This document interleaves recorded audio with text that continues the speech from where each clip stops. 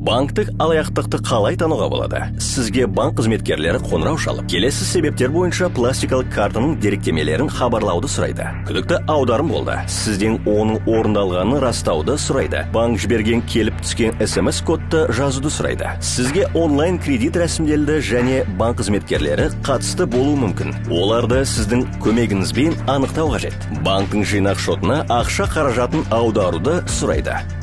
Телефоныңызға AnyDesk, TeamViewer сияқты бөгде бағдарламалық жасақтамасын орнатуды сұрайды. Ақшаны үнемдеу үшін есіңізде болсын. Банктер мен төлем жүйелері ешқашан өз клиенттерінің ұялы телефондарына қоңырау шалмайды. Пластикалық карталарының шот деректерін немесе сіздің жеке деректеріңізді ұсынуды сұрамайды. Егер мұндай жағдай орын алса, сізден банкке жеке келуіңізді сұрайды. Егер сізге және сіздің жақындарыңызға қатысты қылмыс жасалған болса, дереу 102 нөмір бойынша полицияға хабарласыңыз.